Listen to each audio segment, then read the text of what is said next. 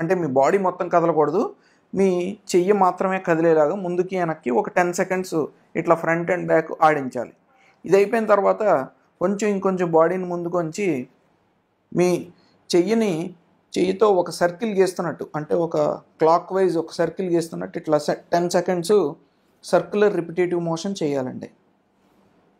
ఈ 10 సెకండ్స్ అయిపోయిన తర్వాత క్లాక్ వైజు రివర్స్గా యాంటీ క్లాక్ వైజ్ డైరెక్షన్లో షోల్డర్ని, ఈ అప్పర్ లింబ్ అంటే ఆర్మ్ని కదిలించాలండి. ఈ 10 సెకండ్స్ అయిపోయిన తర్వాత టోటల్గా ఈ పెండ్యులం ఎక్సర్సైజ్ అనేది 30 సెకండ్స్ కంప్లీట్ అయిపోతుంది.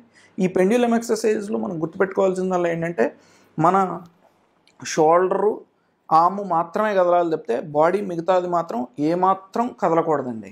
సో దట్ మీ మూమెంట్స్ అన్నీ కూడా షోల్డర్ జాయింట్లోనే జరుగుతూ ఉంటాయి. ఇందులో సెకండ్ సబ్సెట్ వచ్చేది ఆర్మ్ అక్రాస్ చెస్ట్. ఇది ఎలా స్టార్ట్ చేయాలంటే మీరు మీ ఎల్బోని ఒక 90 degrees ఫ్లెక్స్ చేసి we'll start at the level of waste అనమాట. స్టార్ట్ చేసి స్లోగా ఈ సెకండ్ చేతితో ఈ షోల్డర్ని, ఈ ఎల్బోని ఈ షోల్డర్ వైపుకి స్లోగా కదిలిస్తూ ఉండాలి.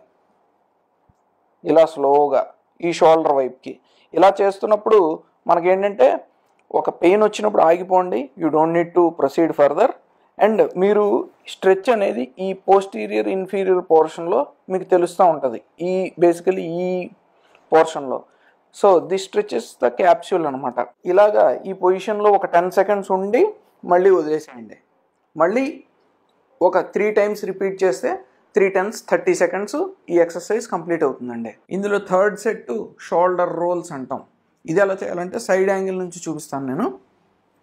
రిలాక్స్డ్గా షోల్డర్ నుంచి మీ షోల్డర్ మాత్రమే బాడీకి డిసోసియేటెడ్గా సర్క్యులర్ మోషన్లో పైకి కిందకి, ఇలా సర్క్యులర్ మోషన్లో షోల్డర్ని పైకి ముందుకి కిందకి వెనక్కి ఇలా సర్క్యులర్ మోషన్లో కదిలించాలండి.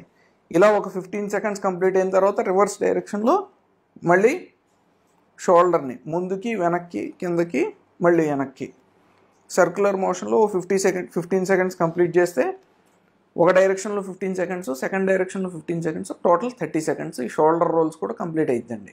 ఇంకా ఫోర్త్ది టవల్ స్ట్రెచ్. ఇది ఎలా చేయాలి అని అంటే ఇది డెమాన్స్ట్రేషన్ నేను వెనక వైపు నుంచి చూపిస్తాను.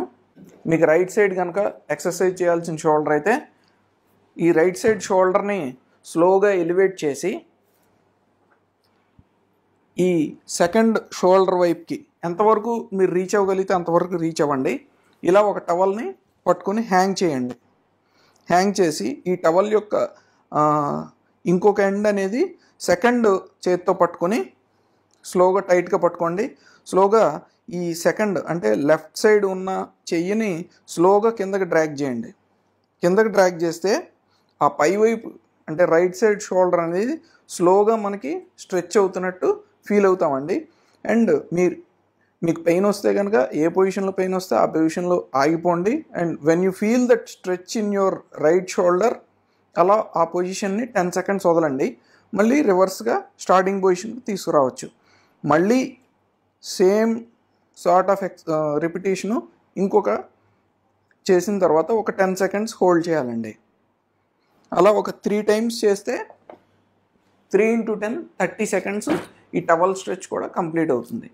సో ఈ 4 exercises కూడా ఒక్కొక్క సెట్ 30 seconds చేయాలి. అండ్ కంప్లీట్గా ఈ 4 sets కలిపి ఒక్క సెట్ కానీ లేదంటే 2 sets కానీ చేసి ఆపేయచ్చండి. నైట్ టైము షోల్డర్ని ఎక్కువ మనం ఎక్సర్సైజ్ చేయాల్సిన అవసరం ఏమాత్రం లేదు. Simple exercises Cape